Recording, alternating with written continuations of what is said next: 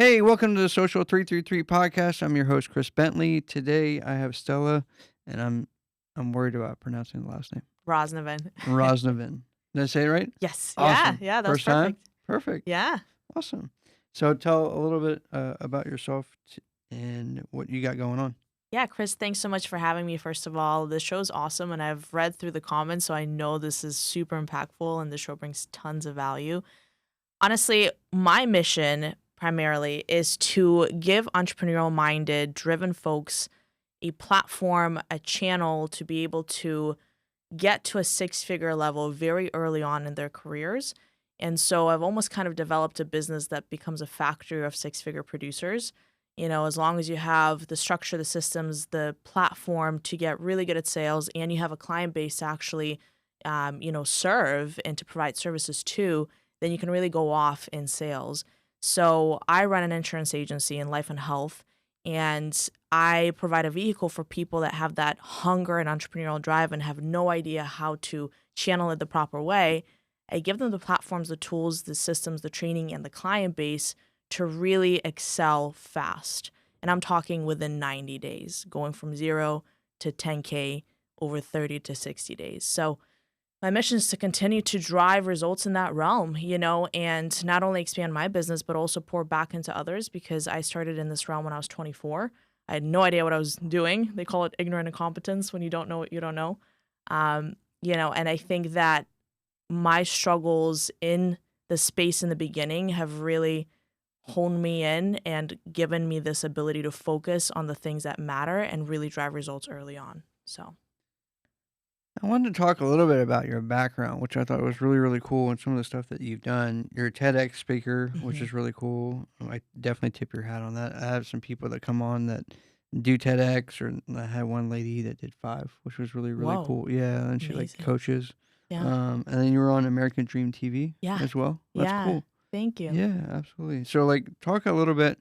We have a lot of entrepreneurs, small business owners as our audience. So talk a little bit about, because I talk about my struggles all the time, but talk about kind of how you kind of got into it, but then your background is even more difficult than the normal person, right? Yeah, totally. So I was born and raised in Eastern Europe. I was raised by a single mom on $2 a day, no access to hot water. Even by the standards of the country I grew up in, which is Moldova, it's the poorest country in Europe. Even by those standards, we're considered poor in the poorest country in Europe. So coming to the U.S. was a drastic change. I came to the U.S. when I was 13 in 2006, and it's definitely been a journey. There was a lot of the culture shock that you get to experience as a young teenager. Not speaking the language. I learned English in 30 days. So if you hear an accent every now and then, it's very slight, but maybe you'll catch it once in a while. I think that journey, I remember just, being in LAX with my mom, and we came here because my mom met my dad through international dating. Oh, wow. And they're together. They're the happiest. It was really? One of those miracles where people connected on, international dating. He came to visit us and he brought us here, and it's never been the same, right? Wow. They've been together, just the happiest couple. But he was supposed to pick us up at LAX, and he got the terminal wrong, or we did, or somebody did. And so we were sitting there, my mom and my sister and I, for 2.5 hours, wondering if we're abandoned or do we go back to Moldova, go back on another flight. What do we do? There was, we didn't have cell phones, so we're just sitting there waiting. And I remember that experience of just waiting in this airport in a different country with no money, no connections, no ability to speak the language, just faith, right? Wow. And oftentimes I think back on that moment and that story, and I think, if people are willing to take that kind of risk in life just to change their, for my mom, her daughter's lives, to change their family's trajectory for the better, I mean, I think we could really do anything if we have the vision and the drive for it, right? So that's always been a grounding experience for me and kind of my center in a way, where if I do something that's considered more risky, for example, doing commission sales or running a business or being an entrepreneur, to me, it's not as risky as some of the things that people have to do in order to create a better future for themselves, right? So I think risk aversion really comes from lack of knowledge or experience of the real world in some ways, like maybe a little too much nurturing. But if you can break past that and you can put yourself in a position where you have to figure it out, you have to deliver, like your back's against the wall, the only ways to go forward, I think that really teaches you how to become better, stronger, faster over the long term. So, Yeah, that's kind of what happened to me. I have that short that's kind of out. It's kind of went, I don't know if it's really viral, but it went out a lot. And a lot of people kind of joke and comment on it. And I was like, just give me all your money. And like, just give it to me. Like, write me a check. Because this guy said it to me. I used to do insurance sales. I'll get into it in a second. uh-huh. But like, I was in a meeting with him, and he was, 1 or 2 levels up from where I was. And he was like, just write me a check. Just like, write me a check for everything that you like have Yeah. cash. Uh-huh. All the money you got, all your assets, just write it in and give it to me. I'll go cash it. And then like go sell. Like, Wow. and I was like, yeah, whatever. And everybody was the same way. Like all the people that comment on that Yeah. video is like they all were like, yeah, right, I'll give you all my money. But what he was trying to teach me was like your back is against the wall and you have Yeah. no other way or recourse but Yeah. to figure it out. Yeah.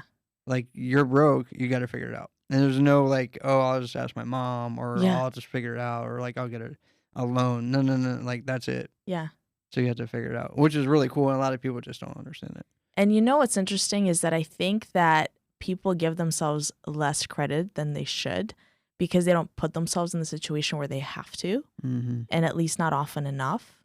And when you don't develop that skill, that muscle, because really figuring it out, being adaptable, finding confidence in your ability to figure it out is a skill.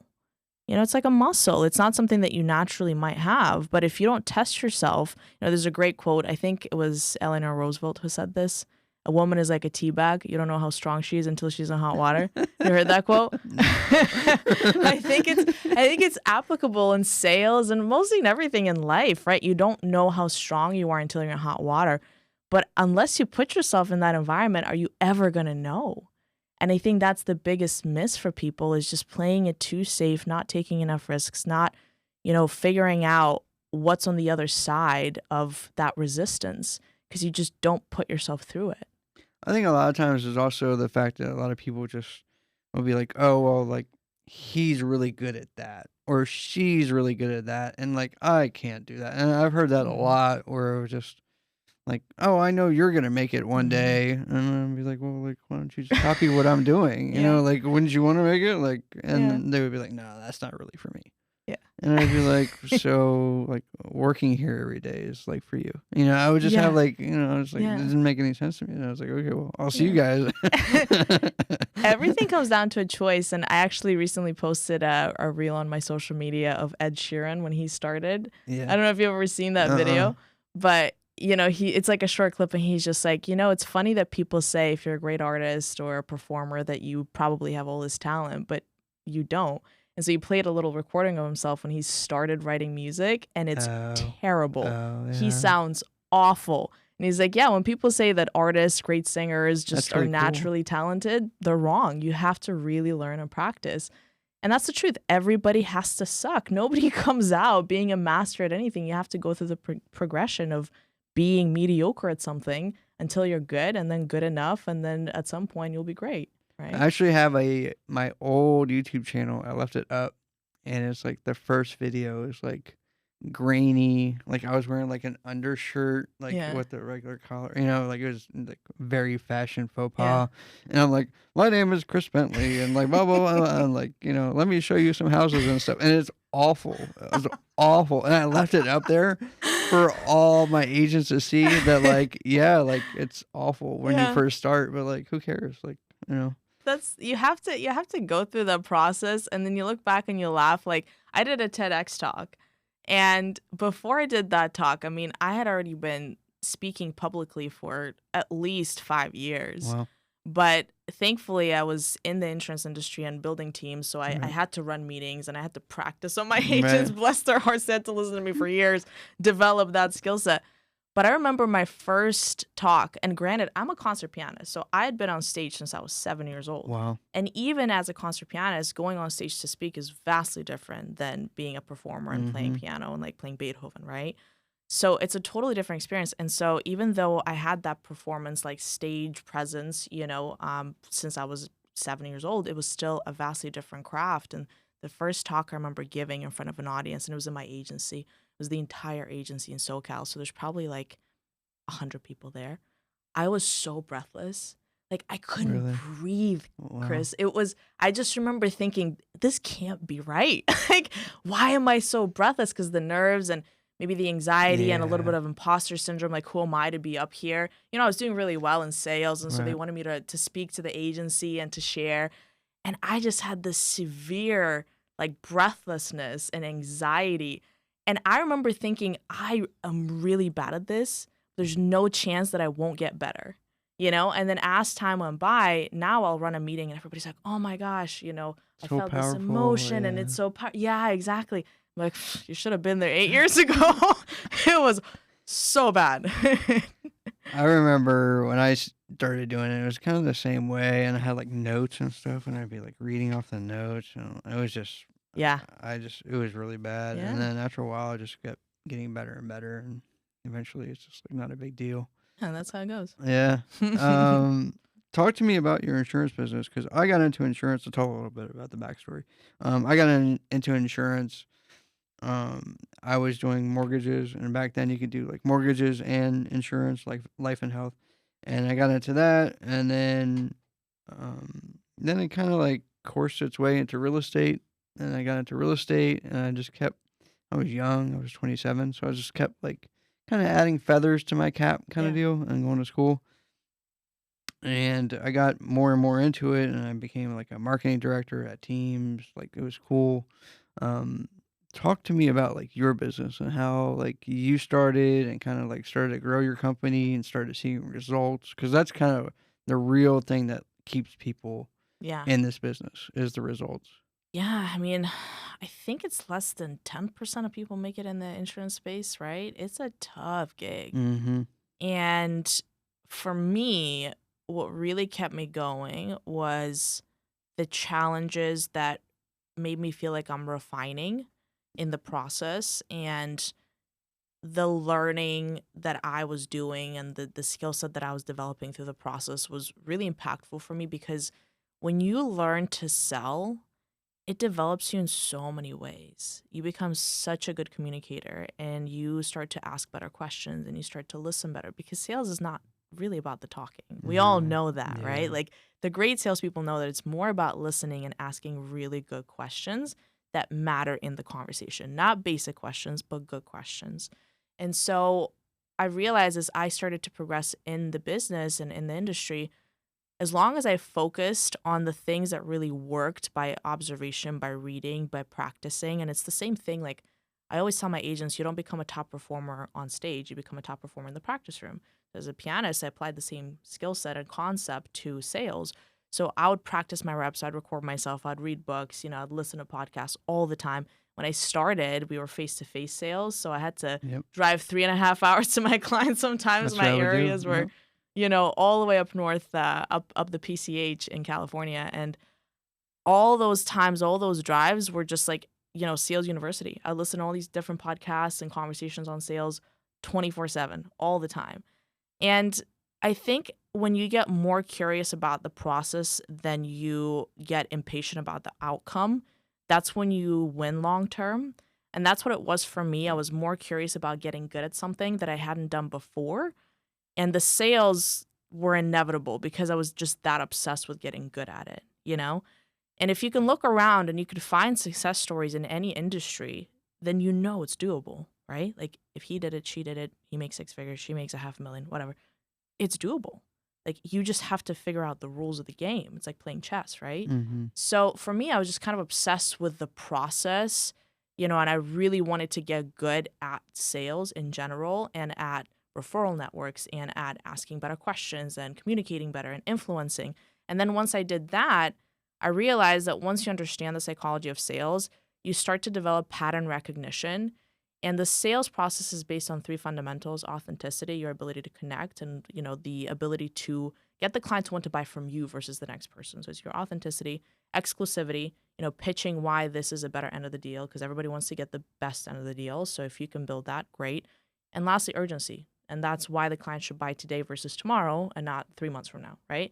So if you can build those three pillars throughout the conversation, it's very, very repeatable, right? You don't have to reinvent the wheel every time.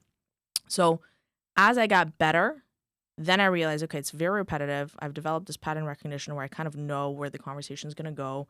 I know how to manage this conversation well and get the end goal. So it started to be too repetitive for me, and I wanted to do something a little more challenging. So I started to develop agents. I started to build teams and build, organizations. And so long story short, I've been in leadership since I was 6 months into sales and developing teams and agents and teaching them how to sell and how to get their mindset right, because in sales it's probably one of the biggest hurdles that people have to overcome. Yep. Once you get the skill set, you're good, but then the mindset is the long-term game, right? So that's what I've been doing ever since. And I continue to build and grow and develop, and I love it. That's awesome. Yeah. Because mine's a little different. So I started, there wasn't really internet, and there was, but it was very limited. And then we didn't really have any leads, so it was very sphere kind of deal, and it was just very limited. And then I got into another company back when mortgage protection was a big deal, and then the refi boom and all that. So I was doing refis, and then I would do the mortgage protection. So I'd be I get somebody into a refi, and I'm already at their house or whatever it is doing the paperwork.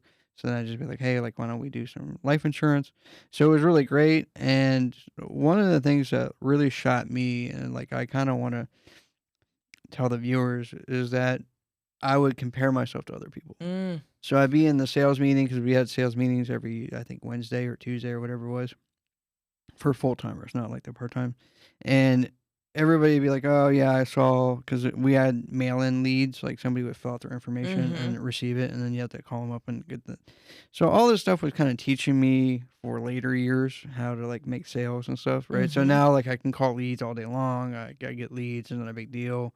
I have, a very regimented way of calling my leads and following up with clients. And that's what that taught me. So I would sit in those sales meetings and I would close, and it would be I'd make $230, right? And I would look over, and the people that were way more experienced, sitting with me in real estate now versus maybe you just got your license, and I'd be looking at them, and they're like, oh well, I just got this pro football player's insurance policy. I did this. I set them up with this kind of annuity, blah blah blah, and I closed and I made $5,000, and I'm I made $235. This is awful, and that was the reason why I got out. And I kick myself all the time, because if I had just stayed with it, that 200 would have been 400, that 400 would have been 4,000, that 4,000 would have been $40,000. And I think that's one of the biggest things in insurance, is that you start to compare yourself, or just anything, sales organization anyway, but how it was with insurance, I would just compare myself, and I'd be like, oh, I can never be better than that person or that person. Yeah, it's the whole Warren Buffett rule, right? Most of his wealth was acquired in his 70s and beyond. I think that people dismiss the aggregate of marginal gains.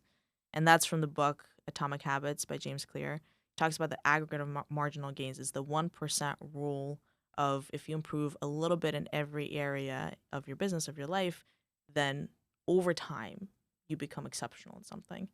And so I think oftentimes, because we get so impatient and we want the result before we get curious enough about the process, we dismiss those 1%ers. You might have been getting a little bit better on phones. You might have been getting a little bit better increasing your show ratio, a little bit better at getting the referrals, a little bit better at closing the deal. And so when you do that again and again and again and again, it stacks. And it's a compounding effect. And that's why I think we tend to see people who sometimes will struggle in sales for 3 months straight. And then in the 4th month, they're unstoppable. And you're like, what happened? Yep. What, right? And it's those 1%ers that were just aggregating for that entire time, compounding. And then all of a sudden they have the skill set, the mindset, and then they have the confidence to back up the results that they continue to get. And it's just a compounding effect. So yeah, I think the comparison thing is a big problem for most of us, especially if you're a top performer. I compare myself all the time. It's awful. It's probably one of the most annoying aspects of being an entrepreneur or business owner, even just a top performer in general. I mean, athletes do it. Everybody does it, right? But I think it's just because we want to be better. And when we're not better, we start to ask the question of why. And we want to figure it out. We want to get the mechanics down. It's like, what is he doing? What is she doing that I'm not doing? And you get really, really just like into that. I think that it can be a good thing if you leverage it the proper way, where you watch and you learn and you observe and you gain the skill set and the confidence from the observation. But it can be a bad thing if you fold, right? Like if it's a reason that you stop because that person is doing better right now. But they could also be on a different path, and I've had to teach myself that. You know, I've seen people build faster than me in my business, 100%. And it's always going to happen. You're never going to be the best, you know? And I've asked myself, what is it that they're doing and how are they doing it and all of that? And what I've had to tell myself is my path is my own, because there's certain skill sets that I may not even know I need until the time comes. So maybe they didn't have to figure out this part of the training because it was part of their organization for years and they had it just handed to them, right? I have to figure this out. And the fact that I have to figure this out is going to make me a better performer in the future. I just don't know about it yet. There's maybe another skill set that I'll use in a second or third or fourth business that I launch that I'm developing now. So you have to trust your path. You know, they always say trust the process, but trust your process. And if you're patient enough about that, then over time you're going to become a top performer in everything you do. That's what happened to me, because I would do an evening and an afternoon presentation, business presentation. I would, call out of a phone book 100 people a day. I would just, because I was broke. Like, you guys really don't know broke. Like, I was broke. Not to the point, like, some of the stories I heard from Steve Harvey, but real bad. Like, I was real broke. Like, I couldn't afford to do much of anything.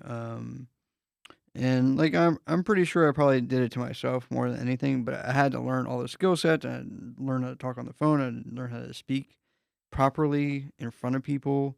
And I had to be persuasive. I had to be on my game. I had to be on it. And at 27, working at a bar, I didn't really have all that. But now, like, all that I did now is like unstoppable. I can speak in front of hundreds of thousands. I could, shoot all day long. I could do whatever you need me to do. I can call 100 people on the phone, no problem, and close like 80%, right? Or 90%, whatever it is. But I needed all that awfulness in the beginning to get to where I am now. And I think that's where a lot of people are kind of miscited on it. Yeah, totally. I mean, you get lost in the noise, right? And you get lost in the process. And my business coach used to tell me, don't let your struggles define you, let them refine you.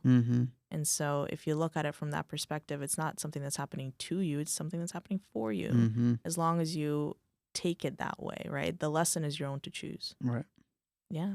Talk to me about your earners that you have. I know that you have people that come out of the gate strong, 10,000K, 40,000K. Have you seen like a trait that they've had that, because I hire agents all the time for my business, right? And I'll hire somebody and I think they're going to be an absolute rock star. Like they've had sales experience, or they're good on the phone. Like they walk and talk like no problem. Right. And then you get some people that just come from a whole different background, like be like a single mom that's never done anything but, be a single mom, and you're like, or a homemaker, right? And you're like, okay, well, like, or construction work or whatever. And you're like, wow, this person with this limited background is just knocking it out of the park. But this person I hired that's like a sales pro, whatever, like they look shiny and like they can't get anything to, and like, have you seen a lot of that? 100%. And as counterintuitive as this sounds, the people who think less do more. That's what it is. And I'll relate this to my personal experience. When I moved to the US, I was 13 years old. I spoke almost zero English. Like I could say, my name is Stella. And then if you asked me something and I had no idea what you were asking, I would literally just say, what? And then people would be like, you know, where are you from? And I couldn't understand what they were asking me. I'd just be like, what? And that's the one word I could continue to like repeat over and over again to try and understand what people were saying. So it was that bad. And I realized very soon that that wasn't a way to communicate and make friends. So I had to learn the language and actually understand what they're asking. And so as a 13-year-old who spoke zero English, I learned the language in 30 days by not overthinking it. And I just remember, like, I'll give you a couple examples. I remember standing in line. This was like during lunch. And the person in front of me walks up and orders a slice of pizza. And they literally just said, hey, can I get a slice of pizza? And in my head, I was translating from Russian to English. And I'm thinking it's supposed to go like, I would like to order a slice of, right. And I just heard this kid in front of me say, can I get a slice of pizza? I was like, oh, that's what they say. That's what you're supposed to say. And it just clicked. And I didn't ask questions. I didn't ask why. And is that in the present tense or the past tense? Or how is this? Is that the proper way to say it? I just repeated it. I was like, okay, that's what you say. And then I remember being in physical education PE class, and a kid sneezed, and the teacher went, bless you. And I just remember it clicking, like those little moments. I remember clicking just, oh, when somebody sneezes, you say, bless you. It's not, what does it mean? Why do you say it? Where did it come from? Is this a noun or a verb? Right? Yeah, I just got it. Okay. So you say bless you when somebody sneezes. And that's how I learned the language in 30 days. That's cool. It's full immersion, and it's not thinking and just doing, right? And like repeating. And I think that's the number one pattern of behavior that I see from top performers in sales early on. They don't think, they just do. You know, it's like you tell them make this many calls, they're like, got it, and they just do it. You tell them if you have this many presentations, you're going to have this many sales, got it, and they do it. Like they don't question, they don't ask you 17 questions before they make their first phone call. They just do it.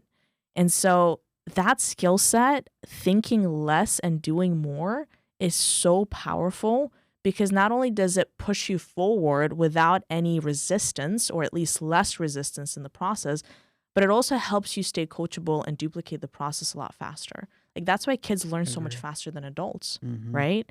And I was blessed enough to not speak a language as a 13-year-old and then learn it in 30 days to understand the principles of that and immerse myself in that type of environment to learn a skill really, really fast. So when I actually started in sales and I was working with clients face-to-face, in SoCal, we have a lot of Spanish speakers. And I realized very early on, I was just like, okay, well, there's all these Spanish-speaking clients that I'm not, meeting with, and I'm missing on these sales because I'm not meeting with them. So I just started going to the presentations and like body language, Google on my phone and speaking to them in Spanish and playing some videos in Spanish. I figured it out. So I started to be known as like a non-Spanish speaker that was closing Spanish deals because That's wild. So I speak insurance Spanish, enough of it to close a deal because I taught myself on the job just immersing in it because why not? Right? And so the less you think and the more you do, the faster you move. That's the process period. What kind of systems do you have set up? I know back in the day it was very like archaeology, right? Like it's back in the dinosaur age, like it was like a phone book and a cell phone. Yeah. What do you guys have set up now, like to get somebody going? We have everything. I mean, I think that our organization pretty much spoon feeds people. As long as you've got drive and hunger and hustle, there's no way you fail. And as long as you move versus think, So we have a full client base that we provide. We're primarily a union-based company, so we work with middle-class, working-class families, So that's the market that we tap into. And when you have a provided client base, it makes life way easier. Now, aside from the clients that we have, we teach how to build referral networks, right? It's through pitching exclusivity, through extending programs to non-union folks. So we have systems and platforms to teach all of that. So that's why I look at it as like, if you have entrepreneurial drive and you have that ability to, take a leap of faith on something that is a 6-figure opportunity. It's not traditional because it's not a 9-to-5. Right. It's not a salary-based, position. It's not hourly. It is commission-based. So you eat what you kill, right? And if you've got that hunger, mostly I see a lot of athletes do really well, then you're going to be able to do 6 figures year one in our business because the clients are there, the platforms are there, the training's there, everything's there. You just got to plug in and run with it, right?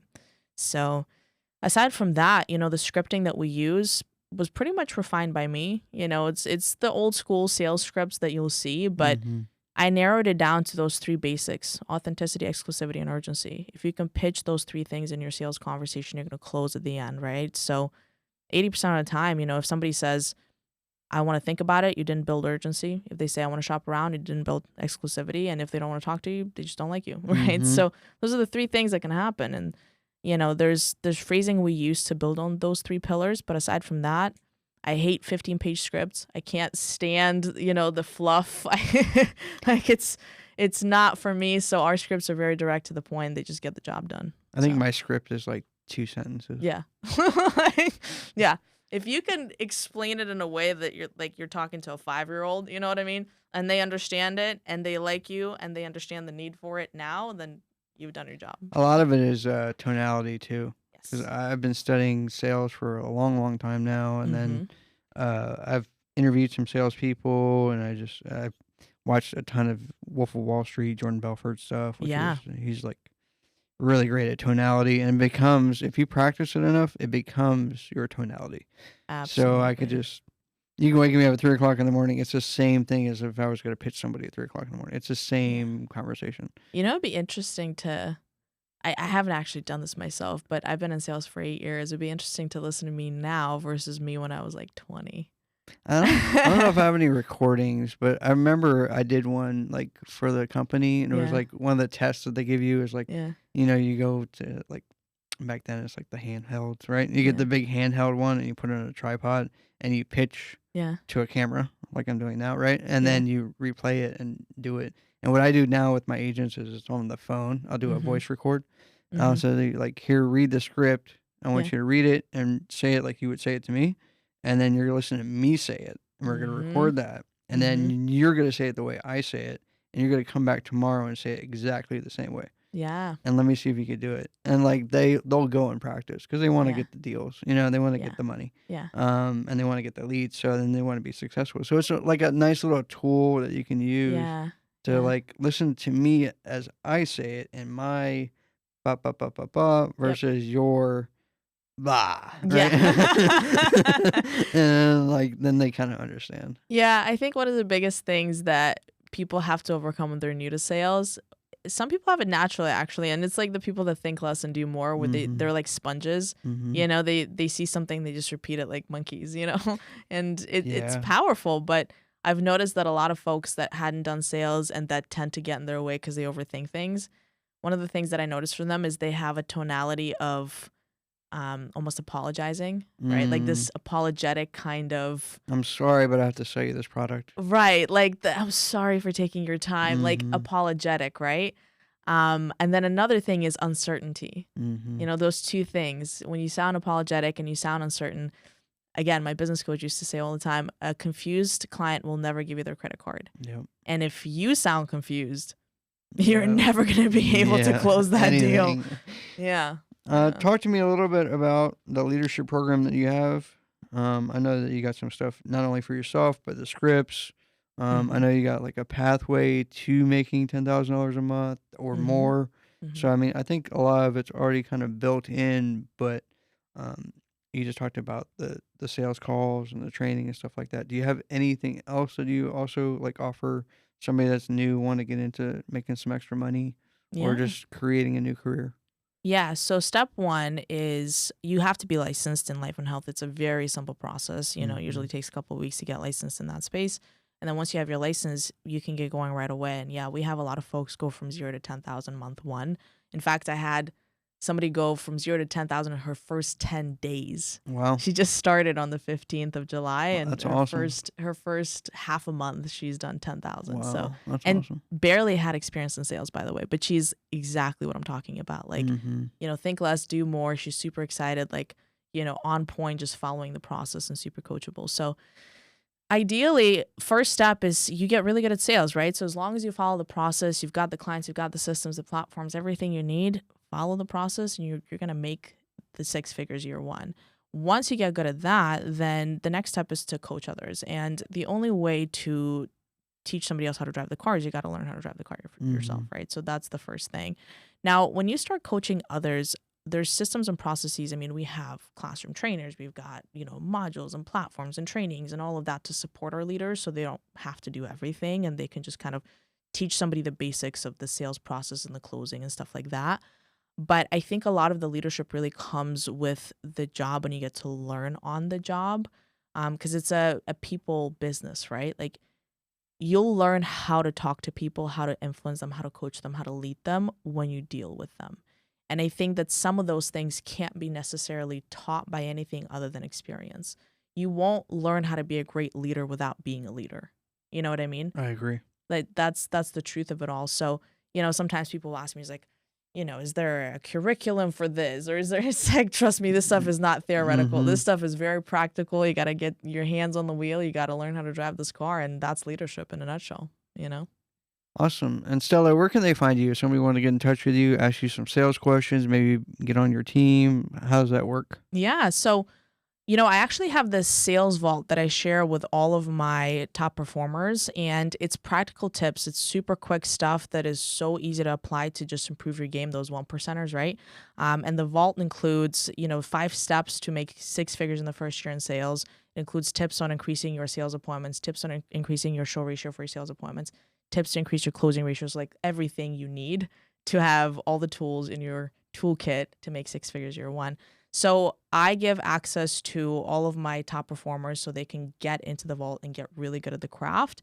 And if you DM me on social media, 333, I'm going to give you access exclusively as well. You can dive in and learn all of the tips and tricks in the game. Whether, this is something you apply in your sales career or not, it's still practical stuff even outside of insurance, right? But my social media is Stela Roznovan, STELAROZ. If you type that in, I'm going to pop right up and you can DM me 333 and I'll give you full access exclusive. Awesome. Stella, thank you for being on the show. Absolutely. Appreciate it. Thanks Thank you for having me. All right. Bye.